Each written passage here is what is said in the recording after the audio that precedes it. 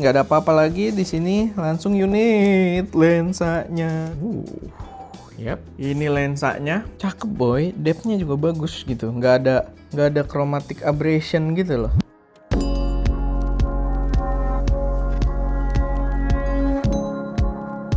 Halo semuanya, selamat datang di channel SM Media dengan gue Erwin, dan pada video kali ini gue pengen unboxing sebuah lensa yang gue rasa ini bakal jadi lensa yang racun lagi, bakal menarik banget buat para pengguna kamera APS-C. Jadi ini adalah lensa dari Viltrox dengan jajaran Viltrox Air mereka, tapi dengan angka focal length yang gue rasa lebih universal gitu ya, lebih banyak diterima oleh para pengguna kamera mirrorless. Karena kemarin itu sebelumnya mereka udah punya juga untuk jajaran APS-C, itu ada yang AF56, F1.7, cuman mungkin di jajaran APS-C 56 itu terasa agak tight ya. Jadi kalau mungkin kalian banyak foto-foto portrait itu cocok banget gitu buat dapat bokeh yang bagus, atau kalian street fotografi gitu kan, orangnya rada jauh kalian masih tetap bisa dapat. Cuman buat penggunaan kayak kita, konten kreator gitu kan, yang kadang bahkan kita lebih sering pakai lensa wide juga, ini adalah angka yang lebih netral gitu ya. Buat kita shot produk, buat kita shot utama, itu angka yang lebih oke di 35 mm.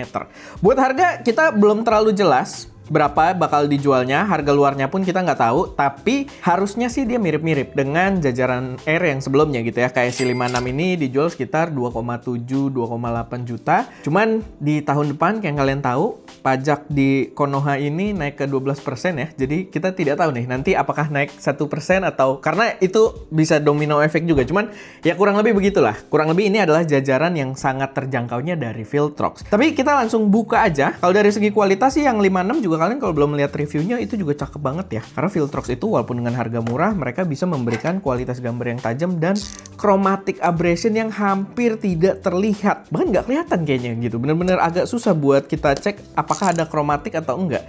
Dan gua rasa harusnya sama juga di lensa yang barunya ini. Nah ini dia, harusnya dia nggak terlalu banyak macam-macam sih, karena ini di jajaran murahnya kita dapat ya kayak buku garansi, lalu instruction manualnya dia ada scan gitu pakai QR, dan dapat pouch. Air kita apa sih terakhir Viltrox yang kayaknya nggak dapat pouch ya? Kayaknya sempat ada deh Viltrox yang nggak dapat pouch, kita bahas.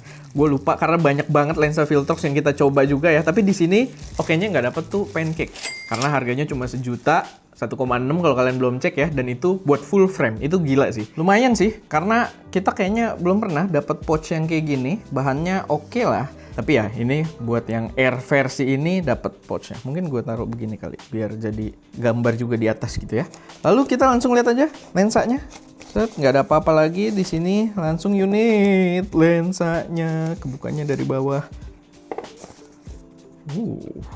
Yap, ini lensanya Viltrox. Di situ dia langsung membawa hoodnya bukan besi ya, tapi ya cukup oke lah, plastik yang lumayan padat, ABS mungkin. Ini lensanya, optiknya sih kayak kecil ya, tapi mungkin wajar di ranah 35 mm, dan dia pakai filternya itu 52 filter trapnya. Kita 52 punya nggak sih? Kayaknya agak jarang ya, ada tapi.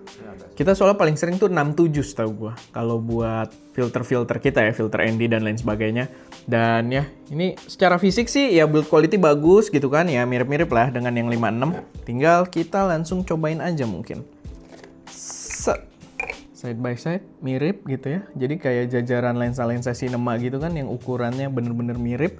Kalau misalkan kalian gonta-ganti di gimbal itu mempermudah. Lensa 56 di gimbal ya bisa-bisa aja sih sebenarnya. Ini dia udah kita pasang, cakep, dan sebenarnya ini agak disayangkan ya kita ngetesnya dengan X2S karena lensanya jadi kekecilan. Padahal akan lebih bagus kalau misalkan kita pakai XM5. Cuma XM5 itu sampelnya juga lagi jalan-jalan, kita tiap mau minjem nggak dikasih gitu kan, sama kayaknya barang yang dijualnya tuh masih kayak eksklusif gitu ya. Terakhir gue lihat masih dijualnya tuh dibeli-beli gitu. Dan ya ini, tapi kalian nikmatin dulu aja lensanya. Cakep banget. Dan kita lihat gambarnya. Oke, lebih enak, lebih jaraknya, vokalnya nggak sejauh kita pakai 56 gitu kan. Jadi lebih netral kalau misalkan kita buat shot-shot produk. Kayak di sini gue akan sambil coba aja nih. Ini gue akan nge-shot. Setup kita. Nah ini agak gelap. Kita naikin dulu ISO-nya. Kalau udah yang behind the scene-nya dia gelap ya karena nggak kena cahaya. Nah sama itu yang dipakai SK. Itu juga mikrofon baru tuh yang dipakai SK. Nanti ada pembahasannya juga. Gue nggak tahu deh tayang duluan mana sama ini. Tapi harusnya kita bahas juga, itu ada DJI mic Nah ya kurang lebih beginilah. Sama dia, ini kita tes autofocus ya, karena Fuji itu lagi rame sebenarnya. Autofocusnya ada update di firmware 7.1 untuk X2S. Cuman gue nggak bikin videonya karena sejujurnya gue kurang puas sebenarnya. Jadi oke, lebih bau. Gue pengen ngomong lebih bagus sama lebih baik, nyampur gitu ya. Oke, lebih bagus gitu dari versi firmware 6, tapi ya nggak selevel Sony, Canon gitu lah. Jadi ya oke, udah dirapihin aja gitu. Kayak balik lagi ke Fujifilm sebelumnya, autofokusnya seperti apa gitu. Jadi apa ya, gue sih masih punya ekspektasi besar ya buat Fujifilm soal autofokusnya. Tapi video ini kita bahas lensa Viltrox sebenarnya, jadi bukan waktunya buat kita bahas itu. Cuman ya itu, kenapa gue nggak bahas si firmware-nya ini, karena gue nggak sepuas kebanyakan orang-orang sih yang bikin videonya gitu. Walaupun ada juga yang bikin videonya kurang puas. Mungkin kalau kalian tertarik kita bahas lebih panjangnya nanti sama ada pengetesan yang lebih dalam. Tapi gue jujur aja di firmware 7.1-nya ya B aja sih. Karena emang di firmware 6 tuh ancur seancur-ancurnya gitu. Pas ke firmware 7.1 kayak dulu lagi gitu, kayak sebelumnya. Jadi ya tetap butuh improvement, cuman ya oke lah buat dipakai, masih oke. Tapi itu sedikit pembahasan kita seputar lensa ini. Silahkan kalian tunggu aja ya dia reviewnya nanti kayak gimana. Dan dari segi harga harusnya cukup affordable juga. Dan gua rasa bakal jadi salah satu lensa utama juga yang sering kita pakai gitu. Tadi dari hasilnya sih ya kalian bisa setel ulang gitu ya. Dari hasilnya gue juga nggak begitu lihat chromatic aberration gitu-gitu. Atau kita tes lagi kali, gue jadi lupa karena tadi banyak salah fokus. Cakep boy, depth-nya juga bagus gitu. Nggak ada chromatic aberration gitu loh. Di sini apalagi nih, ini kan warnanya ada putih, hitam gitu-gitu kan. Nah itu nggak ada kromatik. Atau kita cari yang lebih ekstrim, biasanya sesama lensa lah. Ini kan ada cat putihnya ini. Nah,